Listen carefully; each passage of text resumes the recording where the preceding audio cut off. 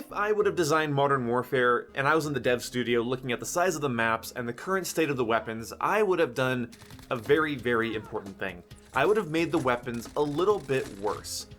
A lot of people say that every weapon needs to be buffed, but because of the fast time to kill and the low recoil nature of most weapons in the game, the skill gap is pretty damn small. Buffing every weapon would just be a nightmare. Everything would be easy and pointless.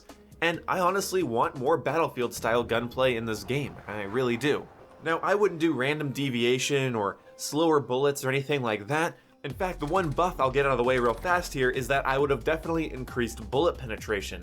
Especially with FMJ, I think you should be able to tear through way more surfaces than you currently can.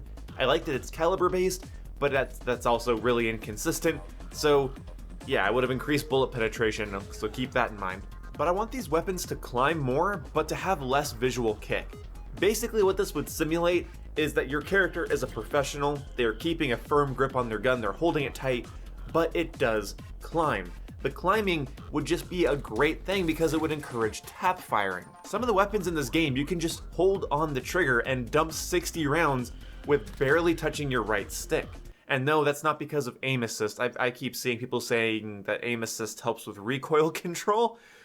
Okay, you've never played on console, that's fine. No, mouse and keyboard's way better for recoil control, which is one of the reasons Battlefield is such a good game on PC, is because it's easier to control the guns. People can use high DPS weapons in Battlefield 4 with a mouse and keyboard far easier than people do on console. In fact, on console, people use the lower DPS weapons because they don't kick as much because it's harder to control recoil with a controller. It just is. So Call of Duty's always been a little bit more console-centric, controller-centric, but at this point, I would love it if people had to tap fire their M4s at a distance. They had to tap fire the M13 and the RAM and the Grau.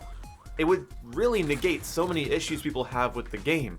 Just that getting cross-map melted experience would be all but eliminated. People can't laser beam you with 60 bullets, they'll have to tap fire and let off 3 or 4 at a time, and then let it recenter and then fire again.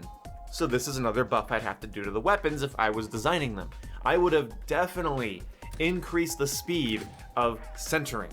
So your gun would recenter very, very fast. I probably would have added a foregrip, or at least a perk to one of the foregrips in the game that would increase centering speed, and it would say that, like, so plus centering speed. So that means after you fire, your gun automatically returns to center a little bit smoother, a little bit faster. That way tap firing would be pretty easy, very intuitive, like Call of Duty should be. Call of Duty is always a bit of a lower skill gap, more intuitive shooter, and I don't want to remove that. But Modern Warfare has the problem that Call of Duty Ghosts did, and that Black Ops 3 did, and that Advanced Warfare did, and that every other Call of Duty game has, where you can just put your front blade on somebody at way too long of a range and hold your finger on the trigger, barely doing any recoil adjustments, and mow the person down.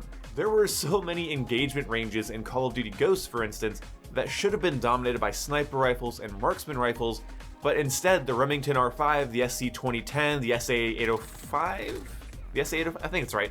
Anyway, a lot of the assault rifles could just fight at those ranges no problem because they didn't have any recoil. And in Modern Warfare, if you use the M4 with just a Merc foregrip, you have such phenomenal recoil control.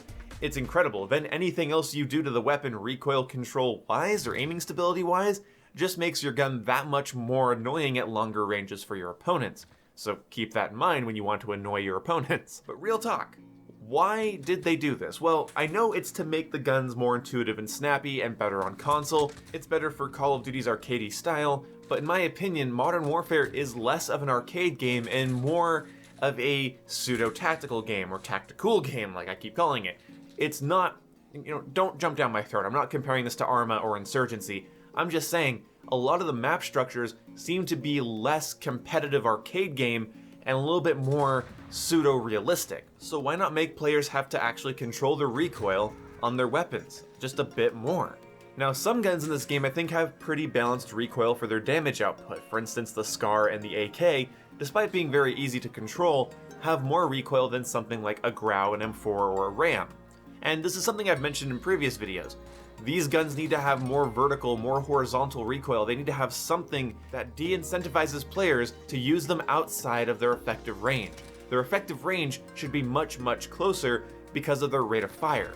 but their rate of fire, coupled with their nice damage, coupled with that awesome ranged ability to nail people across the map, it's sort of meta breaking. It's sort of easy to the point that it's nauseating. Now, I'm not saying Modern Warfare is in a terrible, unplayable state and the weapons are all poorly designed. There is some standout bullshit, but for the most part, it's not terrible. This is just something I would have done. If you want to get a feel for what I mean, go play with a weapon that has a barrel or a stock attachment that reduces recoil control, so like no stock and a short barrel on your M4, and go ahead and give that a shoot for me. That's sort of what I want. Something that discourages long-range lasering. Another change that I would make is I would make it so that the high zoom optics, any sort of like 3.5 to 4.5 times optics, I would have those really heavily reduce visual recoil. Now actual like climb, that would be unaffected, but visual recoil and shake, I would like it if the scopes reduce that. Now is that super realistic or believable?